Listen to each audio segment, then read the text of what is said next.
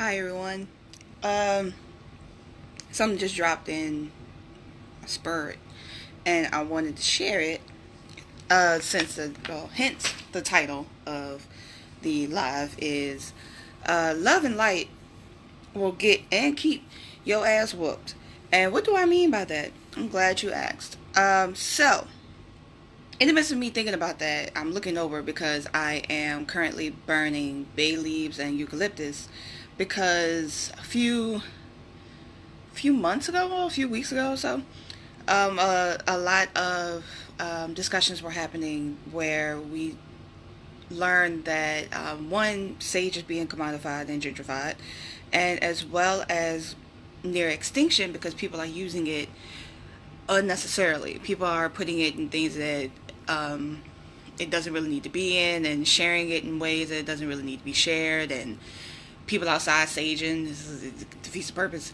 And in a lot of ways, and this was something that was brand new to me, but I did not realize what was happening until I read this information.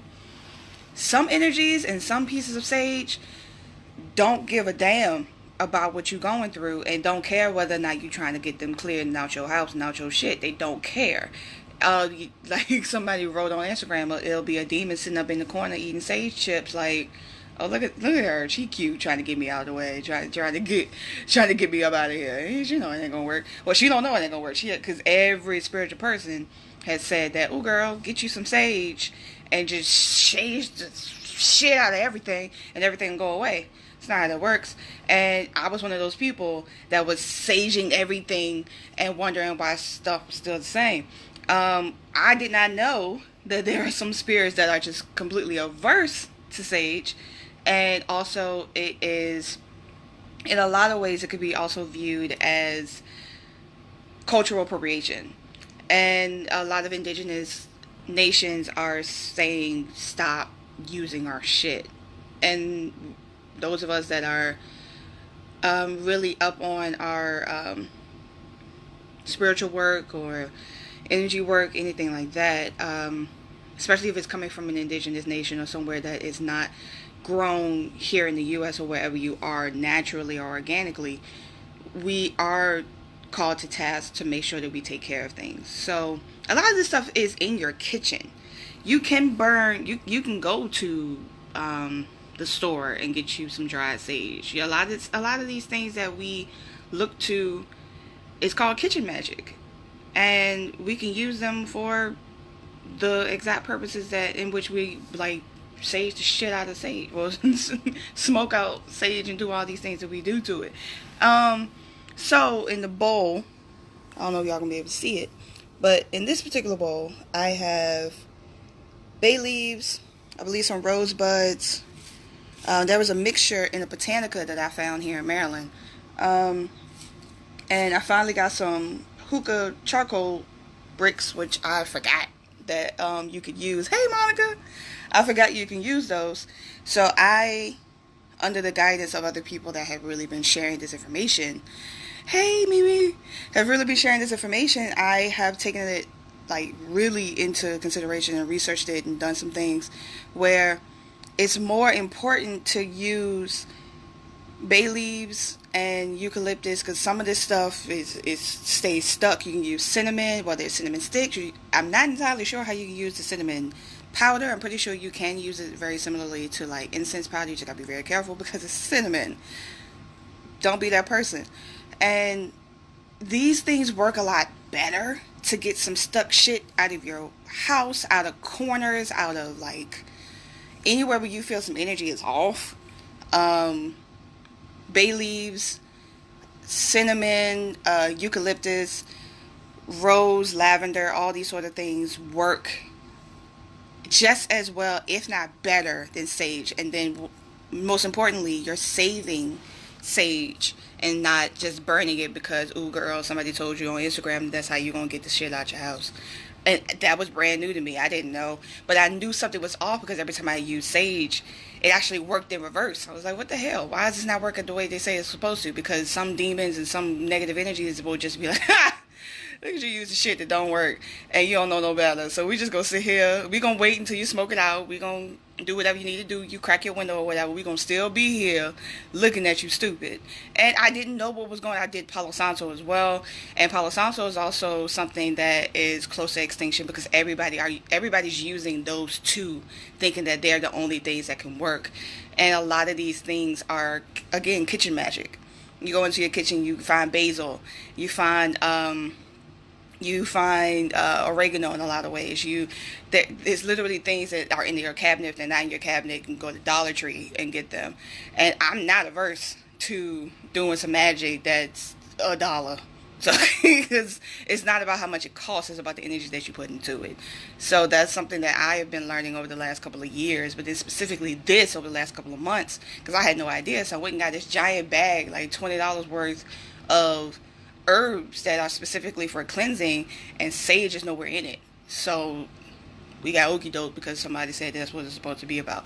So I wanted to share that. So any of the energy that's coming to you right now, if you're feeling lighter, if you're feeling like, oh, that's what that is. I'm wafting over the smoke to your way because I just cleared out my room. The only thing that sucks about bay leaves is that they're really hard to burn, so it's really smart to get those hookah charcoal bricks, burn that on your stove or however means you decide to burn it, and put that on I have it on in a clay bowl. And I put some aluminum foil under so that I don't have a hole in the bowl later. And just let it sit. Let it do what it needs to do, because eucalyptus and bay leaves are notoriously hard to burn. And I think that's a big reason why they hold the magic that they do, because you got to really work to make sure that they work. So, yeah. Wanted to share that. The main reason why I'm here is to talk about how being love and light will get your ass whooped. And then also, on the other side of that, taking advantage of people that are love and light will get and keep your ass whooped. So, I, of sound mind and body, was very attuned to the idea of when they go low, you go high. That was my entire existence. I'm just going to be higher, and regardless of what you do to me, I'm just going to find the high road, and I'm going to make it work, and I'm going to figure it out, and I'm going to be better, and eventually you'll see what you did to me. You'll turn and go, oh my gosh, I'm so sorry, you're the greatest person alive, let me shower you with all the things that you deserve. That has never happened. And in reading some really awesome blogs, as well as sharing with other people, of course my therapist and all the other good jazz, and also writing myself, I've realized that being love and light does not mean you accept anything that comes to you because you're appearing or you're projecting or you're trying to embody that love and light mentality. Those of us that are in the esoteric space, that are Reiki healers or energy healers, energy workers, tarot readers, astrologers, anything that has to do heavily with energy, we are always cautioned to understand empathy. A lot of us are ingrained empaths. That's something that we've always, thank you, it's something that we've always had in us, but we hadn't thought about what it meant. We just thought this is who we were, and we thought that the yin of that yang, the black of that white, is if the world is ugly, we have to be gorgeous. If the world is black, we have to be white. And in a lot of ways that does work, it is true, but it doesn't help if we are the ones that are constantly being beaten to the ground, so to try to make that impossible goal possible. It's my favorite type of readers are the ones that cuss. My favorite type of energy healers are the ones that are like, girl, I'm not with the shits today, and no, y'all not getting a reading today, no, I'm tired, no, I don't. And people lose their shit over that.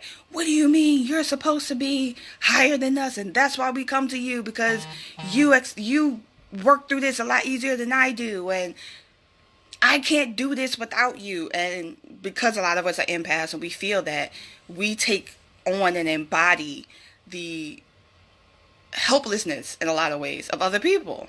And we decide that, yeah, that's how we gotta be because nobody else is willing to be that way. And that's genuinely not how it needs to go. How can you not be love and light, but also be in those spaces of, I'm tired and I don't have it in me today? One way that I have been navigating that space is being very open and honest with myself and how I'm feeling. Do you feel like administering any Reiki right now? I was very excited about my Reiki journey. It was Reiki 1 and then made it to Reiki 2. It was really going forward towards Reiki 3. But then life happened and I had to take a step back and go, are you performing this, or is this something that you really are game to do? Because if you're game to do it, you got to be where these people are, and you have to prepare yourself to navigate that space, and that's not always easy because it's a very tumultuous road. A lot of people when they this thing is getting on my nerves. A lot of people when they witness and are getting used to any sort of healer, they just blah everything. They throw up everything. They bleed. They're like, ugh. Which is understandable because a lot of the healers are in spaces that they aren't. But a lot of people don't understand that a lot of those healers had to go through things that other people aren't willing to go through. And I was asked by the universe, are you willing to go through this? Because that means that you have to step out of yourself and decide what you want to do. And you just can't be out here being a Reiki healer and you aren't healed. And because healing is a never-ending thing, healing is constant. Healing is something it doesn't end. It's not something that you finally get to the to the final boss. You beat them and you get Princess Peach. That's not how that works. Healing is once you heal one thing, something inevitably will come up to be healed, and you have to work through the process of doing that because every healing level is different. That doesn't mean it's harder, but it's different. So on my Reiki journey, I was trying to push past different levels because I told myself like, oh, I've been through this before. I've gone through this before. This is fine. I don't have to worry about this. And the universe was like, nope. And you're going to have to go through this. You're going to have to go through some hurt. You're going to have to really navigate your way through this wilderness to be able to be on the other side to heal other people. And I believe I'm on that tail end of that journey. Now I have a way vastly different understanding of healing, specifically for myself. And honestly, in that healing, I don't have room for somebody coming to me and saying, oh, well, you're supposed to be like this. Or you're supposed to be love and light. Or you're supposed to be... That'll get your ass whooped. And you as a person that is the love and light or the love and light it will get your ass whooped because you will try to just live up to this impossible standard. And because it's very similar to what I've experienced, especially walking away from church. I walked away from religion and really embraced spirituality. What I've discovered is a lot of our astrologers, energy healers, energy workers are put on those pedestals just like your reverend, your pastor, your bishop, your minister of music, all those things. And if they mess up, they have a bad day. It's like, oh, all this shit is fake. We can't see, nothing's real. I can't have this, blah, blah, blah. And it's like, yeah, they may have some powers, they may have some things, they may have some magic that is in a completely different capacity in which you may operate and you may not understand, but they're still human. They're still going through things. They might have kids, they got jobs, they got products, they have businesses, they have all of these things that are super important and they need to get to, because you could tell me all day like, ooh girl, I love the reading that you gave me, but the ooh girl don't pay my bills, like contrary to popular belief. So a lot of those things I put down because I had to decide whether or not I was ready, truly ready for them. I know I was ready, but was I ready? If you see where I'm going. So love and light will get your ass whooped. Stop faking the everything's fine. I'm out here. Here's my flower crown, and I only wear rose quartz, and I smell like patchouli all the time, and I light my incense, and I go outside and every full moon, and I say my prayers, and everything's fine, and everything's like, great. All of us don't operate like that. And what I love, even though I was one of those ones that was swept up in that space of the people that are perpetuating being happy and love and light all the time, is that a lot of us have been called to carpet to really truly ask ourselves, do we really believe in being love and light all the time? And it's honestly, it's not coming from a negative space. It's coming from a lot of us been through some shit. If you are someone that actively goes to any sort of healer in any sort of capacity, make sure you tip them, make sure you shout them out, make sure you support them in any sort of way, because they expend a ton of energy that you have no idea or capacity to fully understand, and in a lot of ways we don't understand. So don't look at your healer and just go, oh girl, that's what she does. It's like, yeah, that may be true, but you have no idea the length to which he or she has to go to reach that energy, to get to that space. And a lot of it is going below the surface to get to that energy, while also at the same time trying not to take it on. A lot of people got to figure that out. A lot of people have to understand that there are some healers out here that nothing ever bother them. They out here no matter what. But what I love is that so many of the healers this year have been like, look, me as an astrologer, me as a tarot reader, me as an energy, what have you, saw it coming, but I did not know it would affect me the way that it did. And I had to open up and be honest with that. And no, it ain't always love and light out here. No, it ain't always rainbows and unicorns out here in these energy streets. It doesn't work that way. And I really am praying for the time when readers get honest and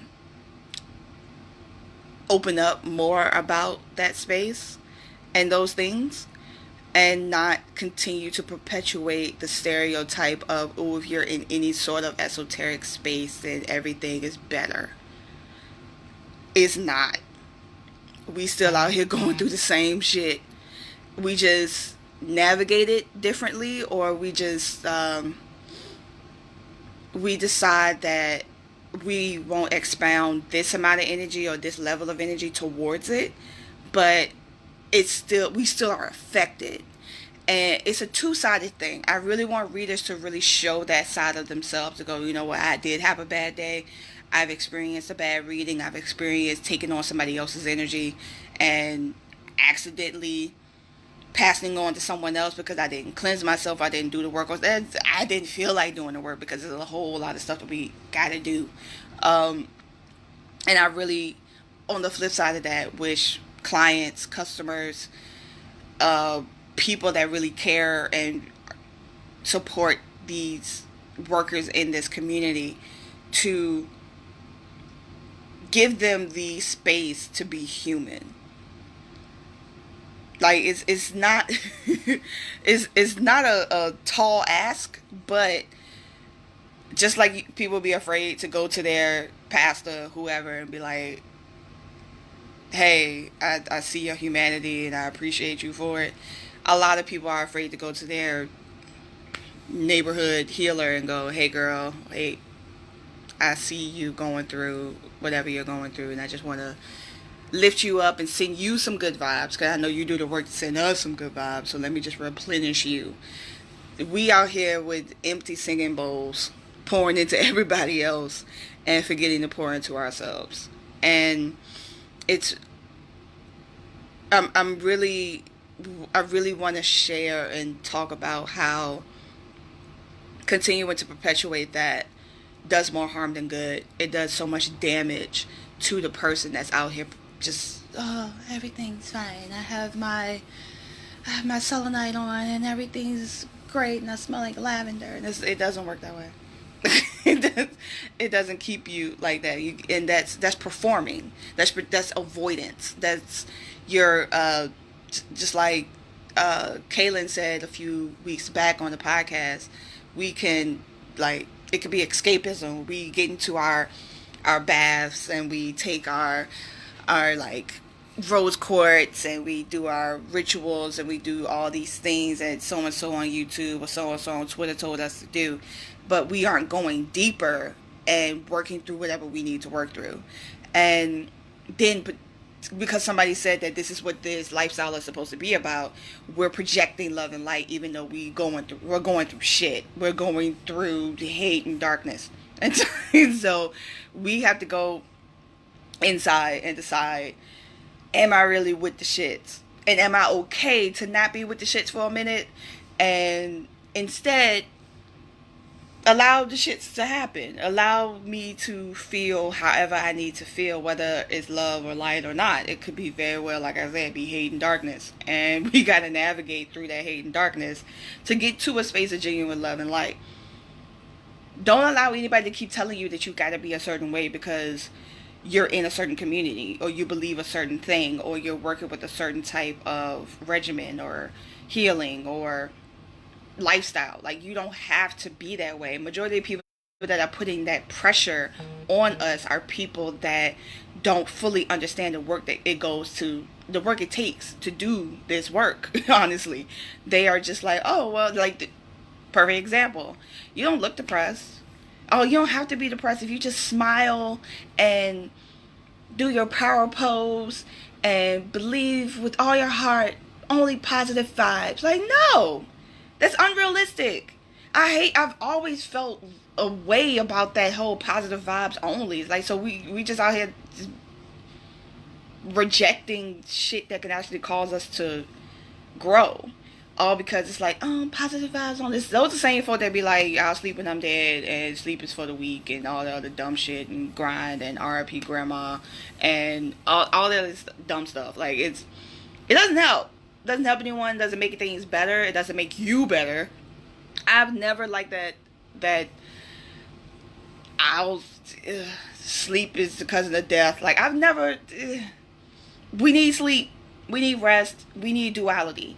We need the yin and the yang. If I'm angry today, I need to deal with my anger. I need to go through it in a healthy way and not throw it all over everyone and bleed it all over everyone. But I also don't have to hold myself to anyone else's standard that I have to be love and light.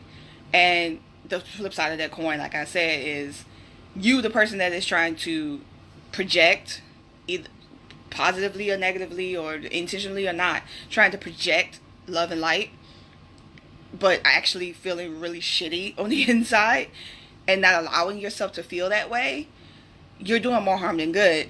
You're continuing to perpetuate that stereotype that those of us that work in this space have to be this way. And when we aren't, we're looked at as a fraud. We're looked at as somebody that really doesn't believe what they practice.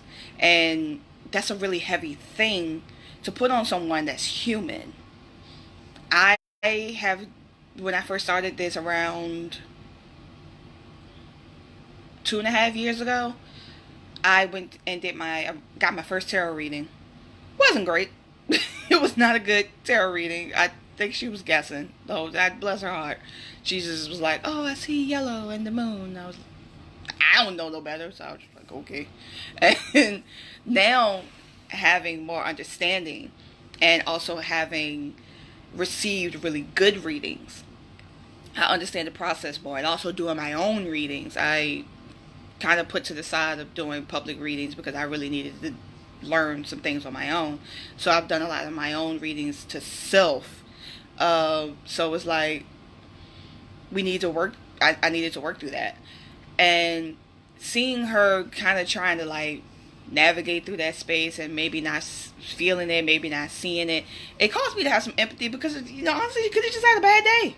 She could have just been like, you know what, it's real murky, real cloudy right now. I'm not really hearing anybody, so I'm just gonna make this up because she already paid her $20. So that'll make it right. But She may have just been having an off day. I've had off days. My mind has gone blank during a reading. I've tried to sage again with the sage. I've tried to sage something with no real intent of like no positive vibes, trying to make things work. I'm just like, I'm just gonna sage until I feel better. And one thing I've learned is that it's not a good idea to do any sort of clearing if you're not in a great mood, because all you're doing is just spreading that bad vibe, and you think you're doing something. I cried when I was just wailing burning sage a couple years back, and it did nothing but make the situation worse. And I was just like, why didn't it work? I didn't realize that you can't. It's not a good idea to be in a bad mood if you're saging or trying to get any bad energy out of something. You should be in at least a neutral space and not necessarily like yay and pretending, but also not so beneath the ground that sage is like, I don't even know why we doing this. So I say all that to say that some of my favorite readers, when I finally started getting good readings and trusting people and listening to the right people, they have their off moments. They have their times when they're like, look, I don't feel like dealing with it right now. I don't feel like doing all the things that I need to do to pull this energy and make myself a conduit for these other people. I need to take care of myself first, whatever that looks like. And I've respected so many readers that have taken a step back and gone, I need to take care of me. My sister, one of my favorite readers, she's one of the few people that have actually like been on it every single time, is Kai. Kai has I've gotten multiple readings from her since I knew her. It's funny, I've known her going on 3 years on Facebook, but first time meeting her in real life was this past April. So it's funny, like we talked about before, that your chosen family could sometimes be a lot closer to you than your actual blood family. And she and I have looked at each other as sis forever. And she's one of the few readers that I trust with whatever energy she reads on me, whatever thing because a lot of times she sees stuff on me that I don't see yet. And those are the people that you need around you.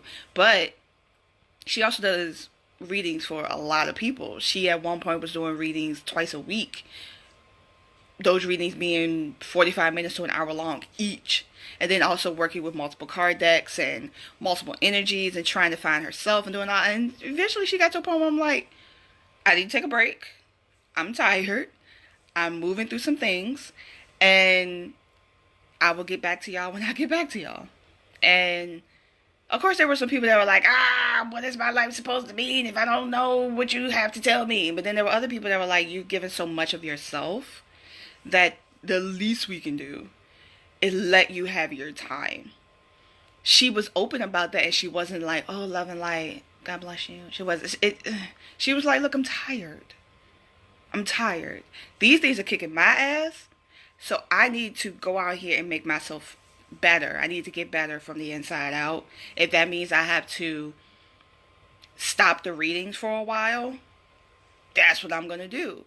And there was no, I'm going to make room, or I'm going to only do readings over here for a certain amount of people or whatever. She shut it down because she needed to. And she came back when she was ready. And everyone was so excited when she came back. Of course, she stayed in touch and she'll post every once in a while. But she took a much needed break after a smooth 2 years, a year and a half of giving everybody what they needed and doing packages and payment plans and pay me through PayPal or pay me through Cash App or however way that she wanted, because it mattered to her. Like this isn't just what she does, it's who she is. And giving her the room, and it's not like it was on us to give her that room, but taking us a step back and going, we ask so much of her. The least we can do is continue to be there for her during this time. So her name is Kai. It's Kai. Luna, Luna, Moon, Moon, and that's her name here. And she does a lot of I think she's basically an expert astrologer. She's been doing like a lot of work in astrology lately, and she's been a tarot reader for as long as I've known her. She was the first person to ever give me a tarot reading, and then I went and met the other girl who was just like, "Oh, I see the color yellow and moon." Like, okay, and then, so that's to show you that everybody is on different levels in this space. So, but identifying that love and light isn't the end all be all, that you can be love and light while also not being with the shits, that you can still experience whatever you need to experience as a reader, as a healer, and still be human and still go through whatever you need to go through. And it's okay to take a step back. It's okay to decide that I need to do this for me. It's most important that I do this for me. And any clientele that I do have will understand that. It's been, hopefully in 2019, because I'm planning to really do what I need to do in 2019. I will be in that space to administer Reiki more. The word that's coming to me is exclusively, but that's not the word I want to say because that's not truly how I feel. More consistently, that's the word. Doing Reiki more consistently. My form of Reiki is, I'm still learning what it is. My form of Reiki does involve touch. Reiki does not always involve touch. You can do distance Reiki. You can also do in-person Reiki where you don't have to touch anyone at all. But mine, the few experiences that I've had when I've done distance and in-person Reiki is as I go through the motions, messages come to me to tell the person. So it's like I'm doing a reading while also doing Reiki. And I had to learn that by taking time to really learn what Reiki means for me. I just knew Reiki for me was going to be just me. Oh, everything's fine. Everything's good. I just knew that's what it was going to be. The universe had other plans. So we're like, no, the way in which you're going to do Reiki is going to be vastly different. And you're going to read and connect with people as you do it. So whenever I touch someone, I can literally feel where their energy is pulling and where they need Reiki the most. And then anything that they may be hiding or running from comes to me and I speak it out. That's why my Reiki is specifically, even though I do Reiki of any sort, I have a concentration on those that have gone through trauma, be it physical, emotional, mental, spiritual, financial even. It matters so much to me because that's somebody who's gone through physical, emotional, mental trauma and actively deals with both depression and anxiety. It mattered to me that, okay, I've been called to this space. This is something that I just, so-and-so doing Reiki, everybody on Instagram doing Reiki with crystals on their forehead, so that must be the move right now. It's like, I've been doing Reiki since I was a kid, but I didn't know what it was called. But growing up in Baptist church, you laying of hands. Same thing. If you really do some research into Reiki, a lot of Reiki practices are based on the miracles that Jesus did. So, same thing. So if anybody comes to you and be like, "Oh girl, that's witchcraft," you're like, first off, shut up. Secondly, get informed instead of you throwing dumb shit at me. So, me realizing that, okay, I've been doing this since I was a kid, let me actually do the work to become certified in doing this, and then let me have a specific concentration. So you aren't just dipping and diving trying to figure out what this Reiki means for you. Instead, you can go to somebody, you know what, I'm having a really hard time with coping or repressed memories, which is something that I've been dealing with the last few weeks, when memories that I forgot about completely are coming back to be dealt with. Depression, anxiety, any sort of mental illness, if you're dealing with trauma from abuse or grief or loss, those are the things that I specialize in because I know them firsthand. And being so like, I don't have to be love and light anymore, I've discovered that empathy can still be used without me having to go down there with you. I can be empathetic without both of us being on the floor crying. I can be both, because that's an expounding of energy that a lot of times is very heavy to bear. and it's okay to decide, you know what, I'm good. We don't both have to be incapacitated. And I'm still learning that, because I've learned empathy and I've had issues with martyrdom and all those sort of things. So I'm still learning that I don't have to be that to still be love and light in the way in which I decide to be love and light. So I will be picking that up and being more consistent with that next year. In the meantime, I'm still learning and going through whatever it is that I need to go through. So love and light, you define what love and light is. You decide what that means. Don't allow anybody to project what love and light is supposed to be for you, especially if you're in these spaces of healing. Whether you are a healer yourself, or whether you are the one that's doing the actual healing of yourself. So don't allow anybody to tell you that this is how you are to be.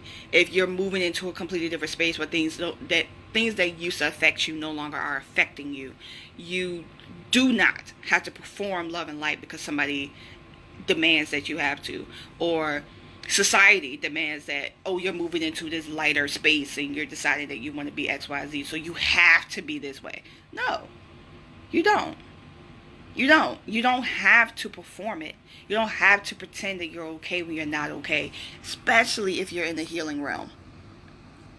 Especially, I keep saying that because I myself am in the healing realm, and I believed for a long time that I couldn't just be like, fuck this shit, while also being love and light. I believe in duality. You could be both. You don't have to choose one over the other. And for me, the really greatest gift is for those of us that are in this healing space, again, to be able to say those things out loud and not feel like we have to be a certain way because our audience or society demands that this is what it has to look like. No. Being love and light will get your ass whipped physically, emotionally, spiritually, because you're trying to ascend to a space that you are not supposed to be in. And love and light, once you get to that space and realize I don't have to be there no more, the folk that are projecting love and light onto you will get their ass whipped. That's really what it comes down to. You don't have to perform it. If you want to be love and light, great. But realize that if you have your days of hate and darkness, that is okay. You aren't any less of a healer. You aren't any less of somebody that is meant to help people because you're having an off day or you're having an off time. It's like, if you got to put some stuff down, if you got to, you know what, I can't do this right now. I can't be in this space of whatever, and you got to put it away for a bit. There's nothing wrong with that. Anybody that tells you something wrong with that is not your client, is not your friend, not your customer, not anybody that you need to receive any sort of energy from, whether it's monetary or not. Anybody that tells you that you got to be a certain way, you got to perform a certain way, that's not who you need to bring into your space. Period. And we need to be reminded of that, especially those of us that do it for a living. I myself don't do it for a living, but I have plenty of friends and plenty of people that I care about and love that do, and are either have been doing it for years or are trying to really get into that space of like, how do I how do I charge people for this thing that comes so naturally to me and is really needed in the community, but I don't look like an asshole, or I don't look like somebody that's just out here trying to like make some money real quick by taking advantage of people that are emotionally in dark spaces. We don't have to be this way. We don't. It's not necessary. It doesn't help us. It doesn't make anything better. It puts us in a space where we have to, the projections that people put onto us and the expectations that other people have of us, and we're trying to meet them where they are. Those expectations are something that you have to match up to. Somebody else's expectations of you and what they decided what you are supposed to be, and then you don't line up to it, that's not on you. And I told my mom that in discussion. We weren't arguing, which was shocking. We weren't arguing about anything, but I told her in a lot of ways. She didn't realize that it was kind of at her, but it was in other ways as well, that the expectations that anyone had of me are not on me to navigate. I'm not, somebody decided that that's what I'm supposed to be, and that I'm supposed to be this way, and I'm supposed to act this way, and I'm not acting that way, and they turn around and get mad and get destructive towards me. That's not on me. I never perpetuated that. That was what they decided I was. And if you mad about something that you created, That's on you. You can't get mad at the thing that you projected that on and decide that they're the problem. Like, no. There are people that are projecting love and light onto you, and you're not in the love and light space, and you can go the fuck on. Like, that's really what it is. And me, myself, being a healer, am okay with saying, get the fuck on. I'm openly saying that as a healer, as a Reiki healer, as a Reiki, well, I'm not a Reiki master yet, but a Reiki 2 certified person, you coming at me with the bullshit, you can get the fuck on. That's really what it is. And it really doesn't matter about the rest of it. So don't allow love and light to get your ass whooped. Those that are projecting love and light onto other people, and those of us that are embodying healers and working through whatever we need to work through, don't allow anybody to project love and light onto you, because that's going to get your ass whooped. You're going to be out here tired and suffering because you're trying to aspire to some shit that somebody else can't even aspire to, but they demand it of you because you're willing to do the work. You've done what you need to do to be in this space as a healer, and they haven't, so they're trying to take advantage of that. And then if you have the nerve to be out here acting human, they're like, oh, you're supposed to be loving light, and you out here getting mad and cussing folk out in the comment and being upset about some dumb shit that Trump did. You're supposed to be loving light. Fuck you. I can still be loving light and not be with the shits. I could be both, because again, duality. So yeah. I hope this has helped someone, especially in the beginning when I talked about the herbs and whatever herbs that are best for you in your home to clear out your space. Salt is a really good, and no, it's not an herb, but salt is a really good means of cleaning and clearing your space as well. Any of this, make sure you vacuum either before or after. Don't just be in a energetically filthy house, and because you got stuff all over the place and things all strewn about, and you're like, oh, I'm just gonna blow it. It needs room. It needs a path. It needs a means to be able to do the work that it needs to do. And in a lot of ways, that means that you have to clean. You have to clean your space. You have to, I know, especially when you're going through some shit, the last thing you think about is cleaning. But you have to clean your space in order to cleanse your space, if that makes any sense. You have to clean your space in order to cleanse it. So that's like you having a pile of whatever on the floor, and then you throw some sage on it and you think you're gonna be fine. Like, no, you got to clean that pile up first before you lay down any sort of protective barrier around anything. So what I typically do, especially if I feel like the whole house needs those energetic scrub, especially like if there's been like a lot of arguments, because, you know, again, if y'all have been following me the last week, I am a Virgo woman with a Taurus child. So if there's a lot of energy that's floating about that's argumentative or frustrated or whatever, vacuum, dust, take your trash out, do whatever you need to do to shift that energy, and then do your burnings, whether it's incense, whether it's like I did with the eucalyptus and bay leaves today, whether it is with cinnamon, whether it is with frankincense and myrrh, any sort of energetic, like, everybody doesn't work the same way. So if you're someone that's like, I'm not really into the burning things, I'm just gonna light some incense, great. But however way you decide to light that incense, make sure you're intentional with whatever you're doing or whatever you're spreading. The main thing is that to go through and like, I used to be, again, that's going to love and light, I used to be like, oh, all energies against and for his, please leave. And now I'm very much like, I ain't with y'all shit, get the fuck on. I'm not doing this. Y'all gotta get out whatever stuck energy, whether this energy is mine or is self-created or it came in because it attached to me through someone else or something that I took in intentionally or not.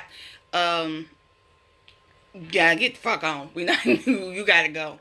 And I'll just go through saying that, and I'll allow myself to laugh. I'll allow myself to work through whatever it is that I need to work through.